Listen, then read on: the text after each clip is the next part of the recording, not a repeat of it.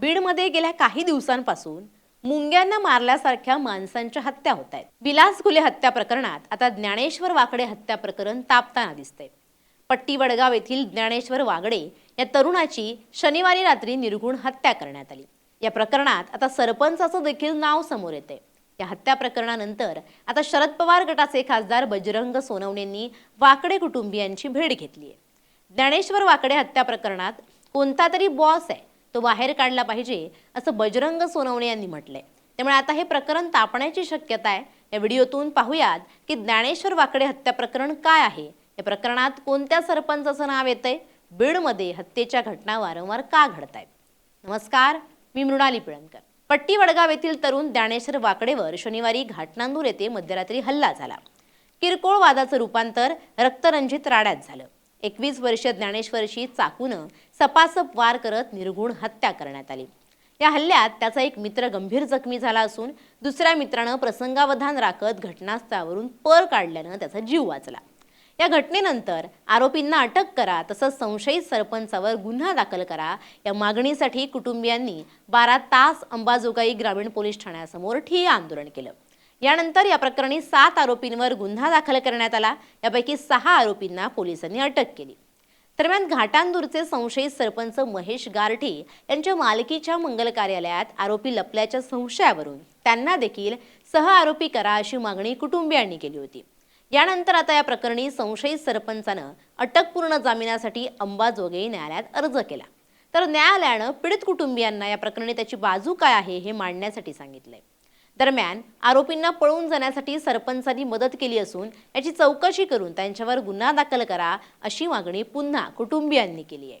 तिथून मला पोरांनी भांडणं झालेत म्हणून पुतणे प्रकाश आणि विकास आलते माझ्याकडून महादेव वाकडे। त्यांनी तिथं गेल्याच्या नंतर इथून गेलो आम्ही गाडी करून। तिथं गेल्याच्या नंतर ज्ञानेश्वर आमचा मुलगा रक्ताच्या थारोळ्यात पडलेला होता। तिथून पुढं पोलीस पण आलते। तिथं पोलिसांनी म्हणले ॲक्सिडेंट झालाय। म्हणजे आणि काही पोरांनी सांगितलं म्हणजे ते तारशे त्याला मारलंय पोरांनी म्हणून 10 जणांनी 8-9 जण होते। त्याचा शोध घेण्यासाठी ती पोलीसची गाडी आलती तिथं आणि ती उचलून नेत असताना पोलिसांनी नाही आम्हालाच उचलायला लावलं, गाडीत टाकलं आणि गेलो आम्ही संग अंबाजोगाईला। तिथं गेल्याच्या नंतर फिर्यादीचे नाव जे होते त्यांनी 5 वाजता दोघा जणांना धरून आणलं। सकाळी 8 वाजता दुसरे 2 आणले, एकाचा पाय मोडलेला होता। त्याला तिथून पुढं जमाव सुरुवात झाली। आमच्या गावातून माणसं येऊन तुम्हाला मंगल कार्यालयामध्ये लपलेले होते, सरपंचाच्या मंगल कार्यालयामध्ये। त्या सरपंचाचं नाव घेऊ दे नाही ना, त्यांचा काही सहभाग आहे का? माझा काही ती दुश्मन नाही सरपंच, त्यांचा काही सहभाग आहे का ते बघण्यासाठी मी सरपंचाचं नाव घेऊ लागलो। हे गुन्हेगाराला फाशी व्हावी म्हणून माझा मुलगा गेल्याच्यानंतर मी कुणाची कीव करणार नाही, त्याच्यासाठी मी मागणी करत आहे। बीडमधील विलास घुले हत्या प्रकरण चांगलंच तापलंय। या हत्या प्रकरणात खासदार बजरंग सोनवणे यांच्या मुलाला गोवण्याचा प्रयत्न केला जातोय।